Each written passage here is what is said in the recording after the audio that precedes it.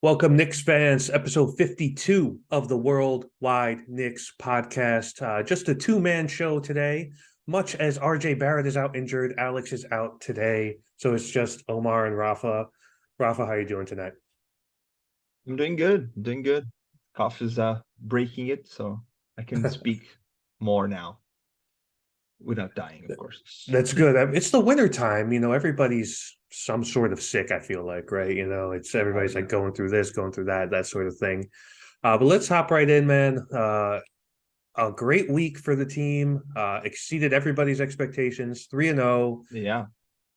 Beat Phoenix handily on Monday, then beat up San Antonio team. A little bit of revenge there, and kind of broke the curse of Toronto. Right, first time in 7-8 years we've won against the Raptors north of the border.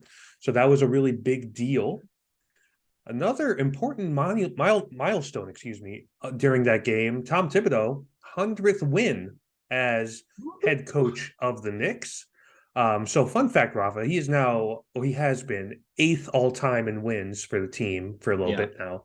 He is 9 wins away from eclipsing Mike Woodson and 21 wins Oh. away from eclipsing Mike D'Antoni for seventh most all time in franchise history, which is Yeah. Well, interesting to think about, right? Because how many people yeah. want him fired and stuff like that.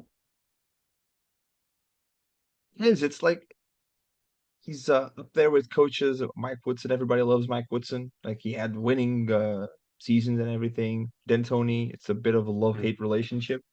But Yeah, for sure. yeah, man, he reached 100. The losses are creeping in as well. He's a 500 coach with the Knicks. It's fitting. Yeah. Um, but yeah, man, it's a roller coaster of a ride, like ups and downs everywhere. It's not easy. It's not an easy to. I'm not the greatest guy to praise Tom Thibodeau. So Alex is out because he was partying too hard for this Too much. 100th win. Yeah. Yeah, he's Enjoying it a partying little too bit. much, too hard.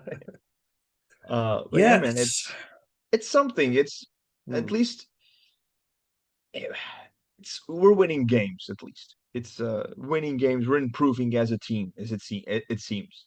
Like I mentioned this many times. Like we had our seasons reversed.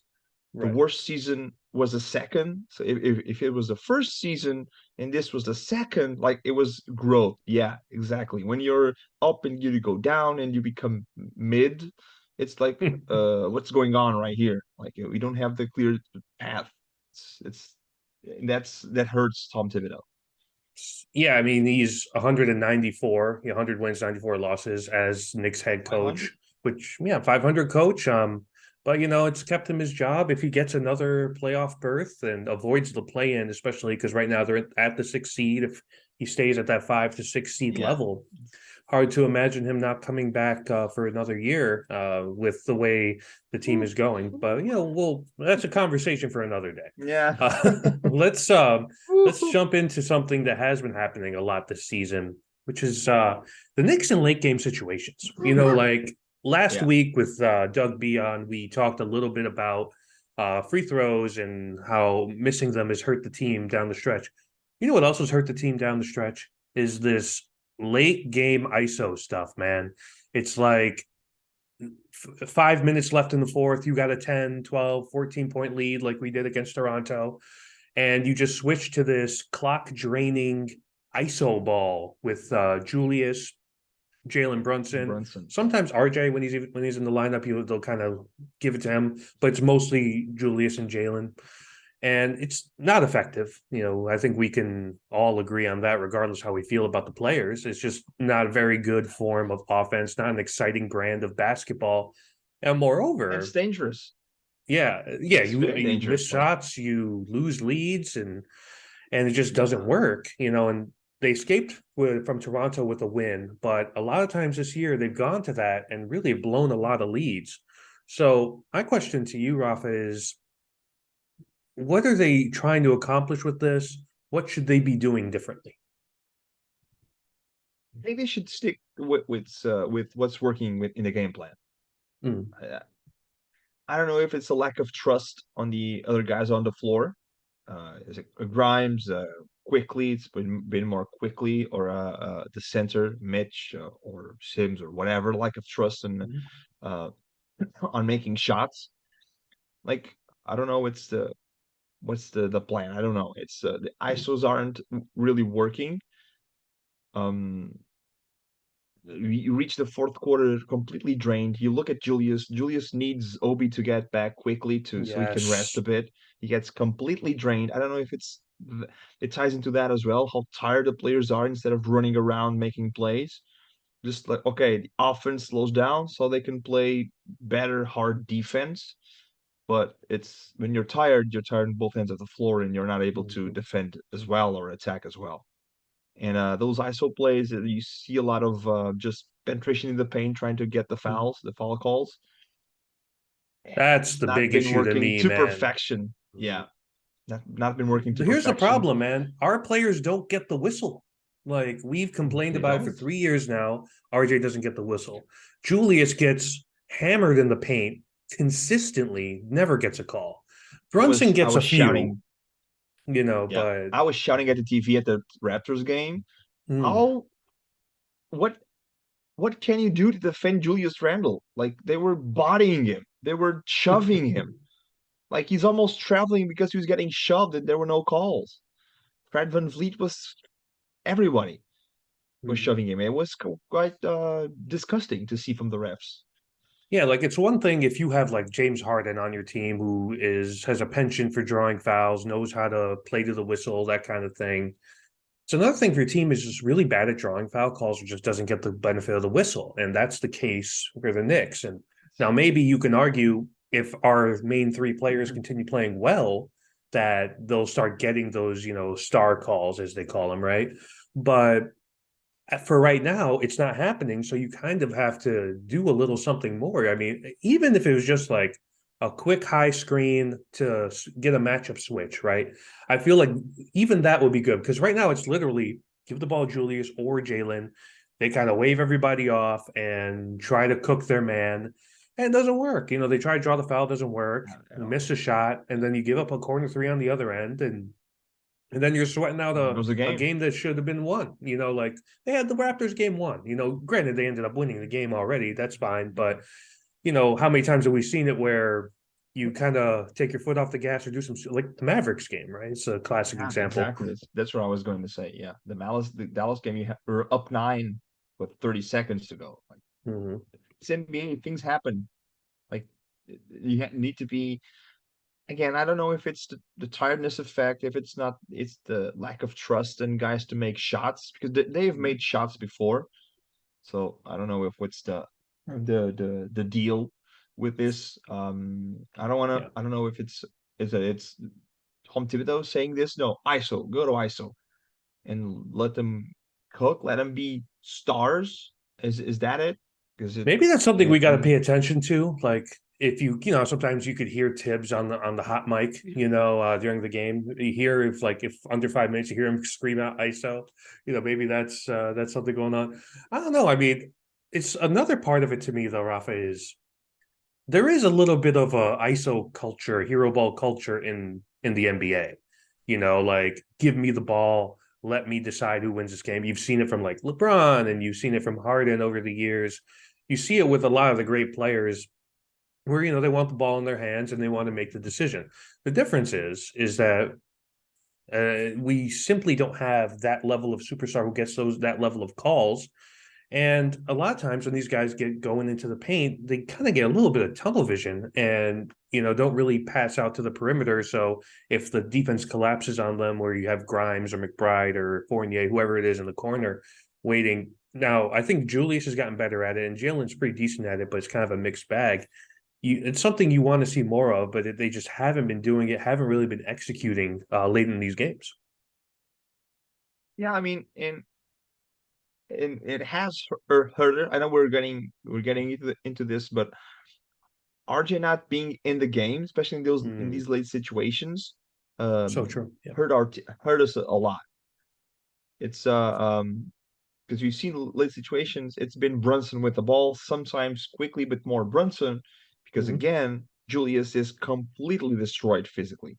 And other games we've been seeing, especially in that the win streak, we were dividing. It was Brunson, it was RJ, sometimes it was Brunson, because it's a little bit that confuses the defense, and they were passing it a lot more. Right now, they're not Mm. passing the ball. I'm not saying it's the rotations. Again, let's talk about the small rotations. It's like okay, Man, this team but we needs Obi Toppin back, man. Like you mentioned yeah, earlier, it's and RJ, we they cannot. need both of them. Yeah, Yeah, we're gonna get to RJ in a second, but I know we're not really yeah, talking about the Obi thing that much.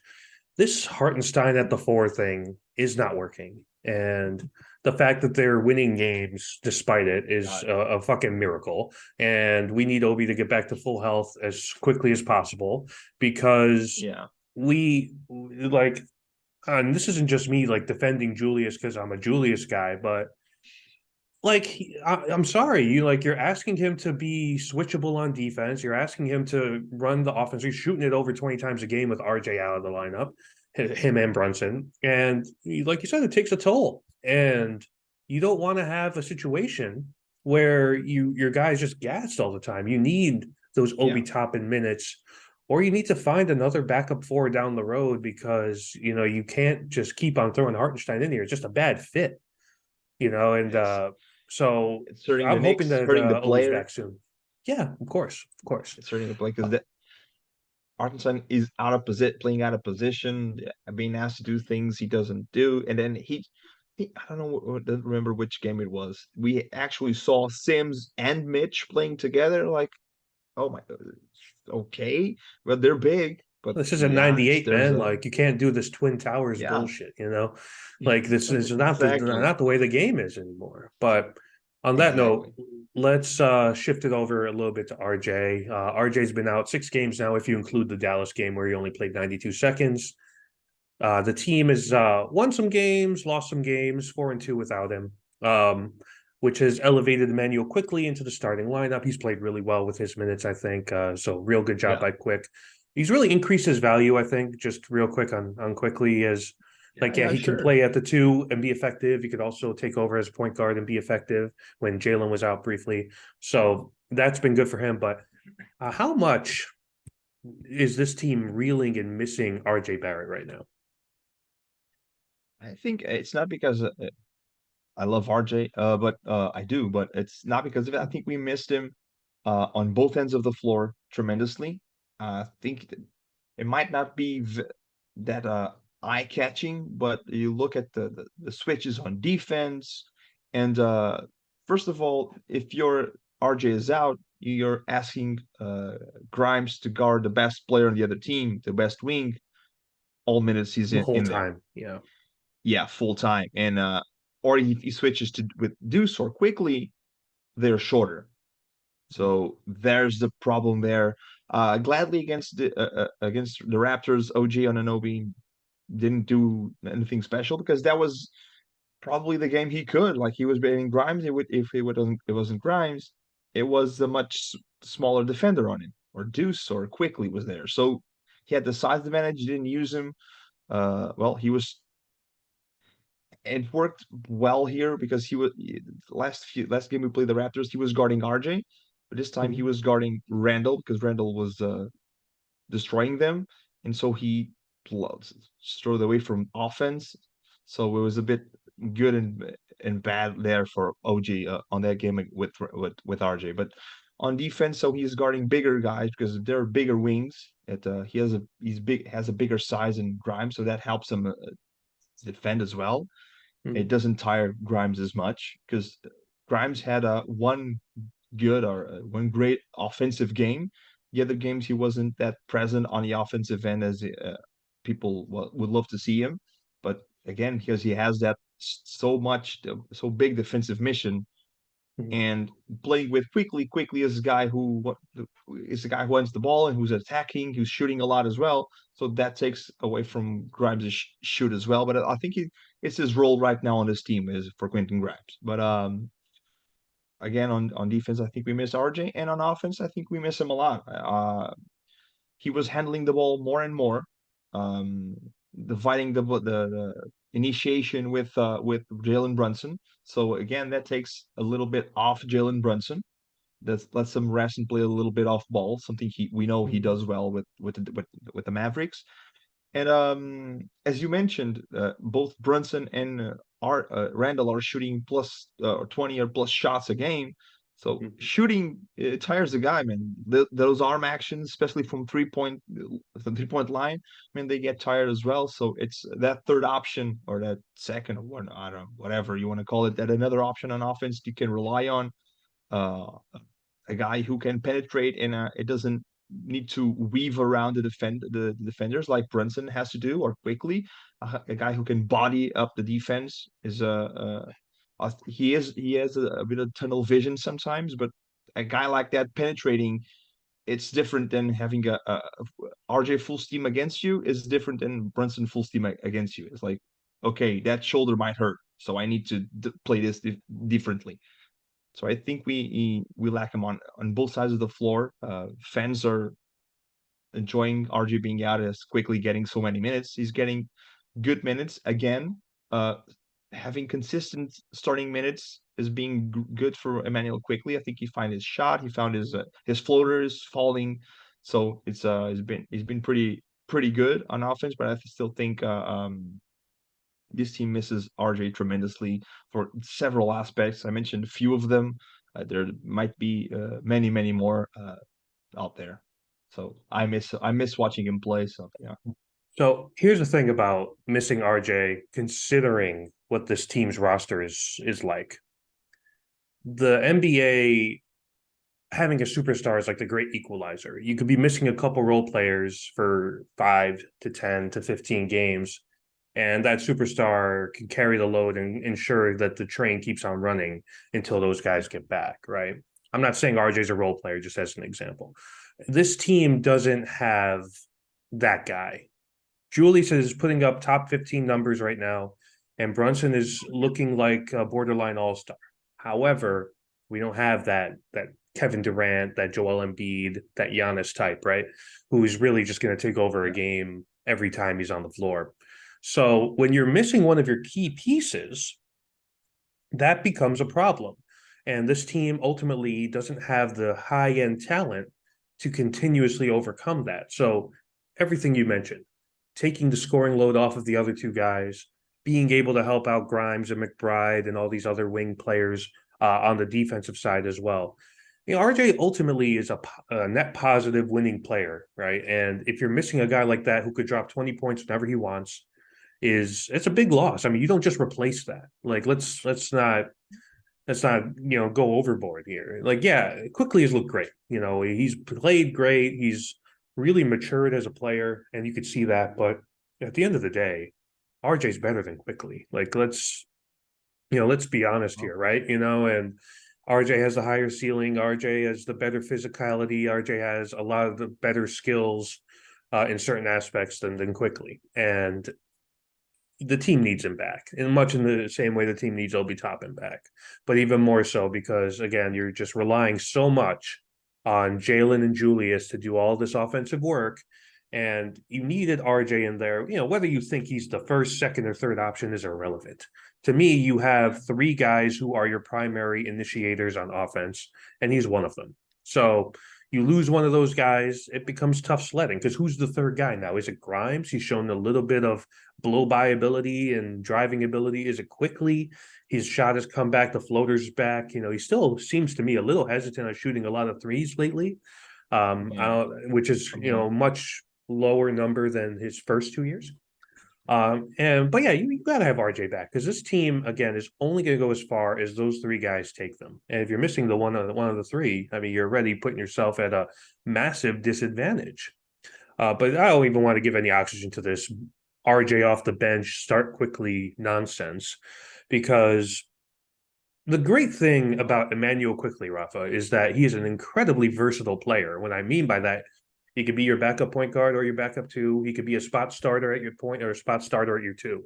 He gives you rotational versatility that you might not have. You could play him 30 minutes one night or 18 minutes another night, depending on how everything's going. And he's a reliable player. That doesn't mean you have to force him into the starting lineup. Again, I think people are forgetting just how talented and good RJ actually is.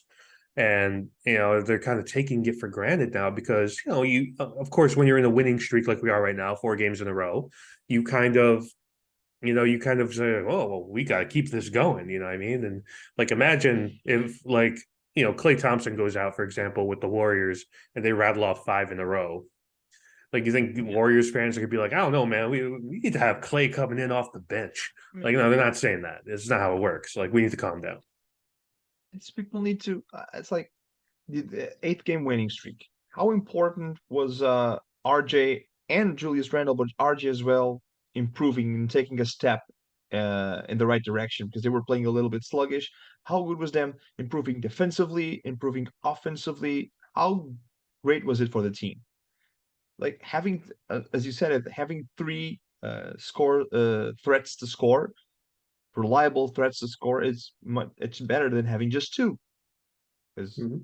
it is what it is. Like we have three a big. That's why we teams want the big three. We have the mid three apparently, but I There it mean is. I was waiting for the reference they're there. no, it's like but it's they're both the three of them are giving you a regular 20 to 25 points per game. One of them goes to 30 almost, and the others are around 25, 20.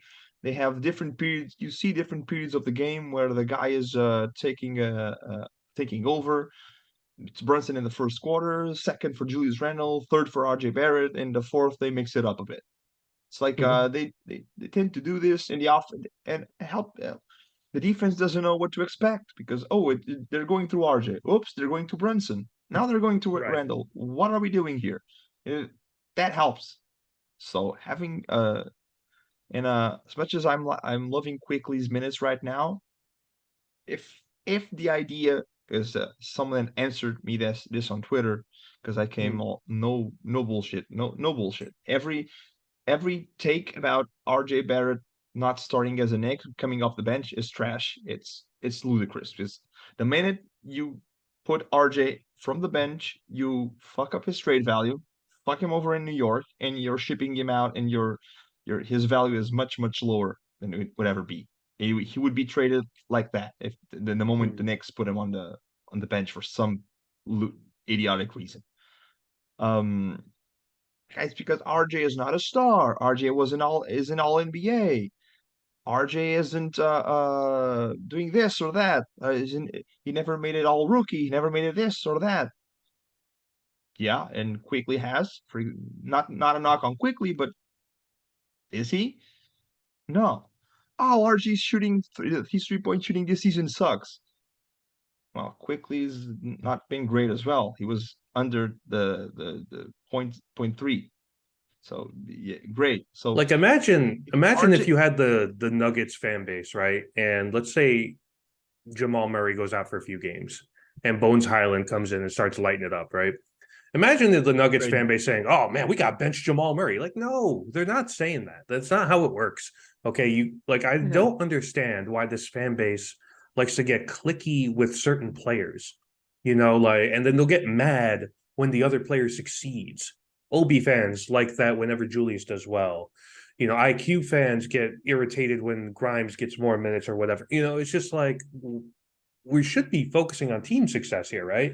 And we're instead trying to push this agenda driven thing where we want to be proven right that the guy we like is better than the other guy. And it's like the other day, the goal of this team is to win some games. And I'm sure if you asked IQ or you asked RJ, they're going to do whatever it takes to win. And I think IQ knows that this team is better with RJ in the starting lineup. But enough of that RJ talk, RJ man. do. I could do this all day. I know. We had to put a stop in that, in the interest of time. But uh, with that, let's kind of shift over to the All Star game, All Star voting thing, which is kind of interesting to me. Well, the first batch of fan voting results came in, and interestingly, only one Nick made the cut in the front court, the back court of the 20 players in the leaderboard there, and that's Derrick Rose, who is currently out of the rotation, ninth most votes as a guard in the Eastern Conference. And so there's two ways you could look at this. One is fans are stupid and they'll vote for anybody. Two is Knicks fans don't give their players the adequate amount of support. Now, I have the list in front of me here. So looking in the East, I'm just going to rattle these names off. Your front court players. So your top 4 or 5 aren't really a surprise. Kevin Durant, Giannis, Joel Embiid, Jason Tatum, who's probably a front runner for MVP right now, Jimmy Butler. Yeah. You have Pascal Siakam's having a real nice year. Kyle Kuzma of the Wizards, Paolo Banchero, rookie from the Magic, who's having a great year. Nick Claxton from the Nets, who's had a little bit of a renaissance, but not all-star level, in my opinion. And you had Jared Allen from the Cavaliers. Now, at the guards, you have Kyrie, Donovan Mitchell, James Harden. Again, no surprise there. Jalen Brown, no surprise. Trae Young, no surprise. DeMar DeRozan. Then you have LaMelo Ball, Tyrese Halliburton from Indiana. Derrick Rose from the Knicks, and Darius Garland from the Cavs. So missing from here is Julius Randle and Jalen Brunson, who a lot of people have been saying they're playing at an all-star level, right? So what is it to you? Do you think this is just whatever, it's fan voting, who cares, or is there really an issue with Knicks fans showing support for their players? I think it might be a little bit of both. Like the fans have fun with this. They have fun with all-star voting. Um, I always remember this a few years ago in the NHL. People voted. They all voted in an enforcer, the guy who's up there just to beat up other guys. They voted in him, voted him in, and yeah, he was in. Well, people like, what the hell is this? Okay, great, but I mean, the All-Star the weekend is for the fans, right? I think we had this discussion before or whatever, group chat or whatever. The All-Star, NBA All-Star is for the fans. And if it's for the fans, okay, the fans should be able to see what they want to see. If they want to see Nick Claxton, they should see Nick Claxton. If they want to see Kevon Looney, they want to see Austin Reeves, well, they should. If their voting is well, give the people what they want. But I think when you tie this into contracts, if you're a player's contract, That's what I was thinking if you about are as well. Yeah. yeah, if you are an all-star, you'll get the money. So it's a little Fucked up, to be okay. honest. Players voting and coaches voting, it's different. It kind of it makes it a twist here when you get more money for being an NBA All-Star. Obviously, it's because you're a fan favorite and you get more shirts. But looking at this list, these votes, are you telling me that no fans of the New York Knicks are voting for even being in a top 10? Like Randall, RJ, I mean, 121,000 votes for Jared Allen. No, how many Knicks fans are there? Aren't we the best fans of the NBA? Are the NBA? Come on, like vote. Like, here's the funny thing, Rafa. Like, the Knicks have like over 5 million or so followers on Twitter, and you're telling me that small subset, 100,000 people or up to 200,000 of those people couldn't vote for their 2 best players? Like, when fans talk about this team being disrespected, our players being disrespected, I mean, this is our own doing in this particular case, Like, Absolutely. again, you're seeing some numbers here through over the last 16 games. It's not necessarily a small sample size from Julius, where he is tied for the most points in the league with Luka Yeah. over the last 16 games. You're trying to tell me that doesn't warrant all-star consideration? And that's what really grinds me about this stuff. It's you have these 2 guys who are playing really well and contributing to winning. That's the important thing, right? They are now, 4 games, I believe, above 500 in the playoff position. And you're gonna go ahead and give it to a role player in Nick Claxton over Julius Randle. You're gonna vote in a guy who's out of the rotation in Derrick Rose instead of voting for Jalen Brunson. And Wasn't that's, to he me, what almost annoys me. voted in as an injured player, Derrick Rose? wasn't he almost voted in Mhm. last year as injured? I think The he thing was. about Derek is that he's still incredibly popular, especially in Chicago. And, Yeah. people around the NBA, he's just one of those guys that everybody likes. Every sport has a few of them, where everybody's a fan of the guy just because of his personality, what he's gone through. And I get that with Derek, but like Knicks fans, we got to do better, man. We got to try and vote these guys in because, again, if you want your team to be taken seriously, the All Star Game is a great showcase. You get mad about fans defecting to the Nets. Well, when you're a young Yeah, fan, there you what's the go. thing you're watching? You're watching the All Star Game and you're watching All Star Weekend. So, having a guy in the skills competition or the 3-point shootout or the dunk contest. Like earlier today, I don't know if you saw this, Rafa. John Morant from the Grizzlies tweeted out Yeah.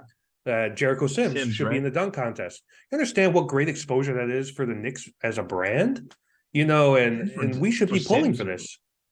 And Yeah, me, Rafa, absolutely. I hate the All Star game. I hate all the whole All Star stuff. I hate it.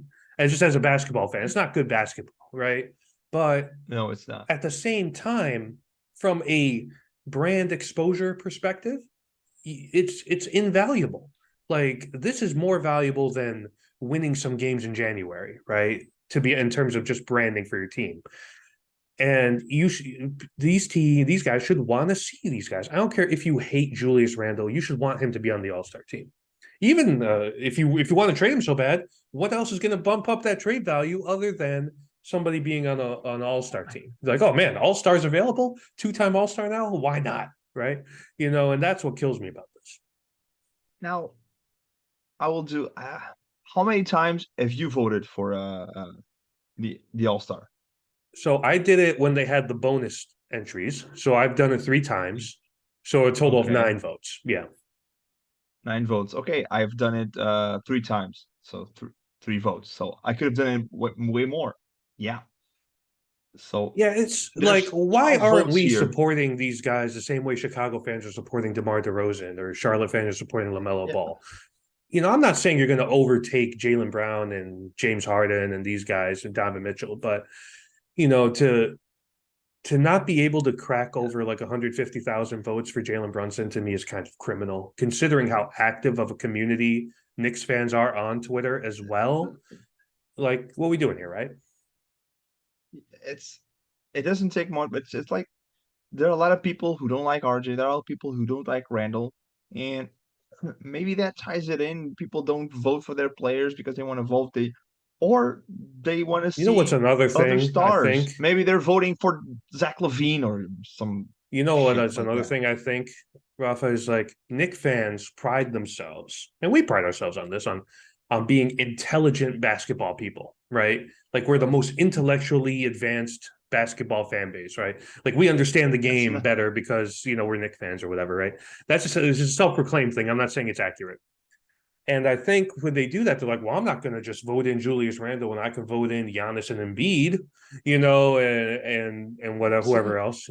maybe that's it. Maybe they want I to see think the that could basket be because it. we don't have stars. We need stars in this team. Maybe that's Yeah, it. it's dumb. Like it's so dumb. And I think I they're gonna just make it. I think they're still gonna make it. Not by the votes of the fans. Maybe the coaches. Julius, one of them is going in. I I think said if it at the Julius beginning. keeps My up on this prediction. path, man, he's gonna get voted in by a coach. That's probably the only path, right? Absolutely, absolutely. Tibbs will vote. I mean, Tibbs will shout them into voting. It's like, listen, get my guy in. No, no All right, let's problems there, just man. yeah, exactly. I'm happy with either. I mean, if it's just Brunson, cool. If it's Brunson and Randall, awesome. If it's just Randall, cool as well. Just want to. I'd like to see a representative. That would be nice. Especially again, where last year is different. We were struggling the whole year. Nobody was playing well. You get it. But this year, Yeah, you got guys it's playing playing well. Your good. team's doing well. It's they should have somebody in there. Let's shift By to the way, our yeah. we were talking about this. I voted 4 times. Fine. No, there you go. Boom. There you So go. let's shift to our final topic of the day. So Stephen Bondi from the Daily News, New York Daily News, had an interesting comment the other day on Ian Begley's Putback Show. where he said that when talking about Jalen Brunson, and Jalen Brunson is the best point guard that the Knicks have had since Mark Jackson. Now, Spicy. I'm assuming he's talking about 90s Mark Jackson, not early 2000s Mark Jackson when he came back. So, first of all, do you buy this take? Given our history of point guards, Mm-hmm. if he is not, he might be closing in, or he might be close just for this sample we saw, because Yeah. he's transformed our team, and that's what sticks to fans, that he he really transformed our team, the way, our way of playing. So It's the I can see that. anti-Marbury argument there, right? In that way, because like There you Marbury go. balled out, but he didn't really win, and Jalen's winning, so that's kind of Yeah, the sticking point, right? yeah, it's, again, it's the perspective you what you see in it. Winning helps instead of playing well and losing. Like, oh, he's playing well, yeah, but he's playing well in a losing team, so it doesn't count as much. You listen to this all the time. Mm-hmm. That's Marbury might have been the biggest star, but Brunson is helping more the team, and we've been craving for a point guard since Marbury almost, Yeah, and we kind of have him right now. It looks like we have him. He's playing well, really, really well. I love him. I'm glad we tampered. We should do it again. It's fun. Uh, let's do this again. Yeah, next um, weekend. yeah, well, No. second round pick. Yeah, sure, go for it. And I think it's a little early to say it like that. Maybe end of the season or next season, if he continues this level of play, maybe I can get him into the conversation. But looking at the list of point guards we have, some of them are really not good, but some of them, Yeah, well, they play what they could with the Knicks, and don't want to disrespect them that immediately, right, like that. So it's like, yeah, I don't know. Do you I think would he's the like best point guard to. since Mark Jackson? I would say he's probably the best since Derek Harper. I think Derek Harper gets a little bit of disrespect by this fan base. This is a guy who, Again, if you if know what? John He Starks didn't win. doesn't stink up the joint in the finals against the Rockets in Game 7, I think there's an argument for Derek Harper winning Finals MVP that series. And Derek Harper is a guy whose numbers retired in Dallas, who did really good things with the Knicks in the early '90s, and I think he gets overlooked a lot when people are thinking about that era, because Patrick was just Patrick, obviously, and his Yeah. his running mate was considered John Starks. And Derek Harper is not a really flashy, exciting player, but he's a consistent defender, good point guard. So I would say that. But when you look like in our prep for the show, I kind of put down a bunch of players. I mean, you talk about the two runs of Derrick Rose, Jason Kidd as a fossil, the ghost of Baron Davis, Chauncey Billups when he was here for a cup of coffee after the Melo trade, the Jamal Uh, Crawford era, which was fun, but ultimately not yeah. successful. Steph Marbury, of course, Charlie Ward, who's a fun story because, the whole football to basketball transition out of college is interesting, Yeah. but he wasn't never an elite point guard. Same thing with Chris Childs. Marbury is the big one, obviously. But I would say what we have in Brunson right now is a legitimate modern point guard who could score 20 points on teams whenever he wants. The leadership qualities for him is what gets me, man, because he's had such a positive effect on so many of these players. Like, you watch IQ, Julius talk post game, and they're talking Mm. different than they did a couple years ago. And I think that's Brunson's effect. He's a natural born leader, came in here and ingratiated himself to everybody. Like, RJ's always been good in the podium, so that there's no difference there. But I really do think that it's when you're starved for so long, like we have been, like we haven't had good point guard play, like you mentioned, in such a long time. Like, even if you compare it to like a franchise like the Wizards, for example, like they had Gilbert Arenas for a while and then transitioned right into John Wall, and then that's the crazy thing. We don't have that situation. Like, oh yeah, we got No, Steph at all. Marbury, and then we transitioned into Nate Robinson. Like, no disrespect to Nate, but he's not that level. You know, what I mean, Yeah. Arenas and Wall are both all stars, right? So it's it's something that we've been without for so long that we now appreciate it so much more that we have it. 2 years with Alfred Payton, for example, you're who is, I believe, not even in the league anymore, and Yeah. that just goes to show you the type of players like we had Brandon Jennings and like Raymond Felton for a minute. I love Raymond Felton, but he was never going to be an elite point guard in this league. And this guy, you can make the We argument he is, we right? had Mike Bibby, right? Yeah, the Mike ghost Bibby of as Mike well. Bibby as well. We had a As lot of well, yeah. old aging point guards, like guys whose names you He see, put, like, oh man, I remember Jose Calderon on the Mavs and the Raptors, yeah, and like, oh yeah, he was good. Prigioni. Jason Kidd, Prigioni, Yeah. Prigioni. Yeah, man. Yeah, don't disrespect that guy. But I liked him. I you liked him. know, yeah, he was serviceable. It's what we you asked of him, basically. And the thing is with Brunson is when you look at him, oh, he's having a terrible shooting night. He's playing terrible. He has only it's the third quarter and he has 8 points. Mhm. He's got 14 assists or 13 assists. Like so he's being out there active on offense. The shot isn't falling. He's passing the ball well, finding the open guy, and well, having the other two guys that we mentioned before scoring. So he doesn't need to. He's passing, they're scoring. So Yeah, his effect on these other guys is all you need to. yeah. What's something I noticed the other night? I tweeted this out from my personal account, and I actually meant to bring it up to you, but I never did. He's really looking to get Mitch more incorporated in this offense now, which is Yeah. something I really like to see. And that yet again just showcases the leadership and the willingness to kind of make sure everybody's on the same page. Because I heard a quote, I was listening to a podcast, I think it was the Ryan Russillo podcast. He was interviewing Jeff Van Gundy. And he Yeah. said something interesting, which was, I asked Larry Brown, why does he give like 4 to 5 post touches to Ben Wallace, when he was in his prime in Detroit? Ben Wallace isn't doing anything with the ball.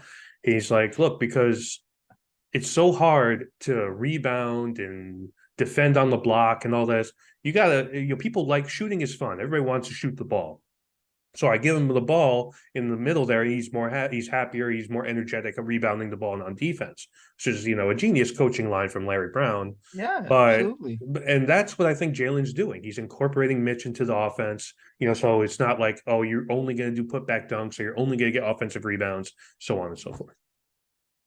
I don't think it's you mentioned that. I don't think it's only a Brunson thing. I think it's a team thing. They're doing it. Mm-hmm. You've seen a lot of RJ and Mitch uh, pick and roll things and then lobs Mm-hmm. and everything. They've been looking more for him. And if you look at it, you haven't seen him complain about doing cardio in the games Mm-hmm. for a long time. He said he tweeted it a lot on or Instagram saying, "I'm doing, I just went and do some cardio." Ha ha ha. I mean, that's something you might. That's But him everybody gets maturing into the in one NBA. aspect too. Yeah. Yeah, it is, but it is getting his touches. He got a post move. I don't think he or two post moves in the game. I don't think he made any of those, but he had them. They was there. They were there. Instead of just He's had offensive some rebounds and flashes of kind of up and under yeah, type situations, and yeah, it's encouraging to see because our whole thing is like, oh, this guy's only gonna rim run, and alley oop and dunks only. And he's yeah. getting the confidence because here's this point guard who just got paid a bunch of money to come here, who's giving me the ball. Here's Julius Randle, RJ Barrett, guys who just got paid, giving me the ball. Okay, like let me refine my stuff Well, and let me be he more got excited paid to as do well. this. So he Yeah, got that's paid, fair, so but he I needs mean, he didn't get paid to like them, refine it as well. Yeah, Yeah, yeah, but for he's sure. but it's I think it's the a part and you said how oh, it's fun shooting the ball and everything. Especially you have a young team. So if you're a young team, it's natural that you tend to make them fun as well out there. Hmm, Even if everybody gets into the NBA because they're scoring points. right. It's not obviously you're gonna look at your stats and it's like, oh, this guy was incredible. But in 20 years, if someone was looking at your stats, oh, look at this guy, 6 points. It's only 6 points per game. What he was doing out there? Yeah, but he had 15 offensive rebounds that game. No one cares. We look at the points, and so I get that part. And I mean, Mitch has not been fumbling the ball as much, which is nice. I remember that duo with Noel that no both of them couldn't catch a ball. Hands of It was stone, a man. Hands of disaster. stone. Dude, my God, that was so painful. But Yeah. yeah, I think everybody is getting their touches this season. Everybody's getting their moments, getting their flashes of on offense, even with the biggest load being by RJ, Randall, and Brunson, which is uh, I like to see it. We're 4 games above 500, undefeated in 2023, so it's awesome. So far, so good. So far, so good. Love it, man. Uh, Yeah. all right, let's shift over Shut it to down.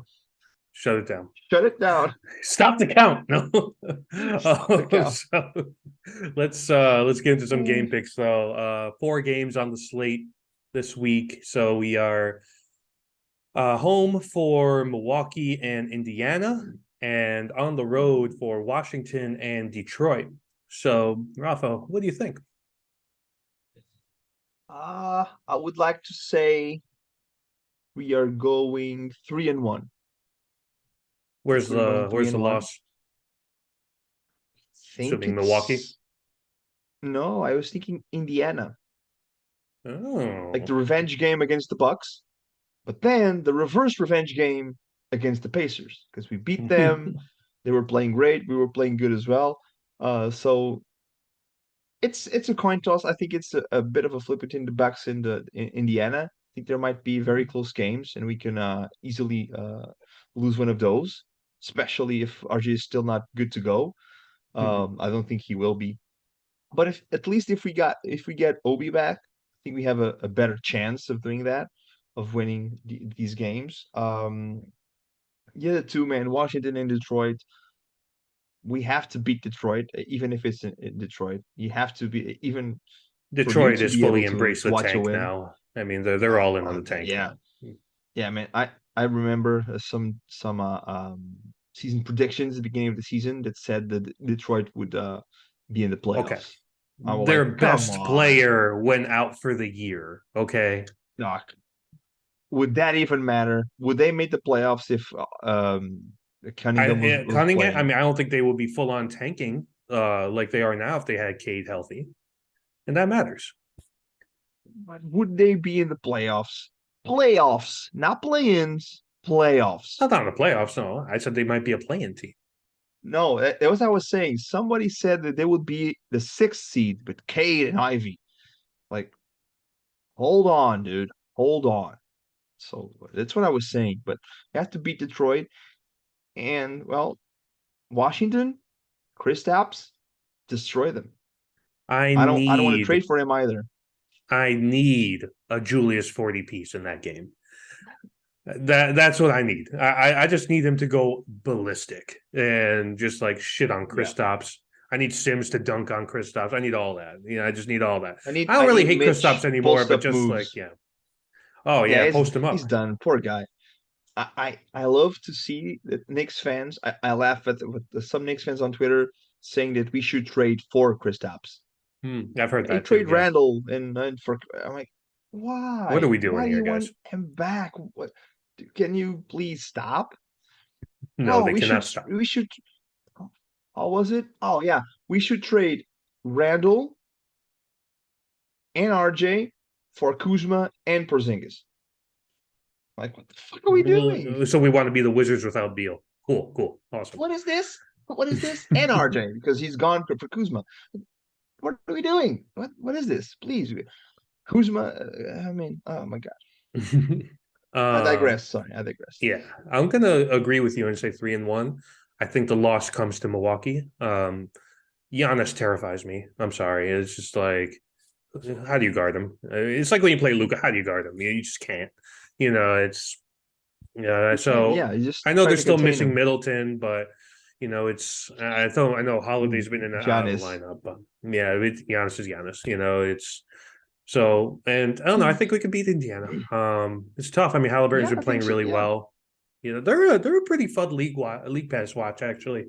They're like so right now. Like I'm getting like super into my league pass season now. as like the football playoffs are starting now, and I'm kind of like diving back in. So I have 3 league pass teams I love watching: Pacers, Kings, and I really like watching Rockets games because it's fucking chaotic. Like it's a bunch Yeah, of man. like ball hog ISO guys, and it's just like a beautiful disaster. Hey, And then, but like when they're on, like when Porter and Smith and all these guys are hitting threes, like you can't yeah. stop them. But it's just like, but they're so like they have like it's just disgusting basketball. And I just like it's how I humble myself as a Knicks fan. It's like it could be this. It could be I have there's a Portuguese guy who's very into the Rockets and everything from Mm. Houston, the Astros, and everything. Yeah, yeah. And I follow him on Twitter, and every time the Rockets play, man, he just goes on meltdowns. Like, why are we doing this? We were so good. How did this happen? You know what's frustrating Fire the about the coach. Rockets? Fire the You know coach. what's frustrating about the Rockets is they have such an interesting big man in Shangun, and they really So don't use weird. him right. He's So really weird. good. Yeah, like he's an excellent passer, got a little bit of range, decent defender, and they really don't utilize him. I wouldn't be surprised to see him get shipped to somewhere else. I really I like don't his know if game. you should pay attention to if you follow the League Pass team. Twitter is a fun for other teams. Twitter's is all also fun. Mhm. So the Rockets have it all figured out.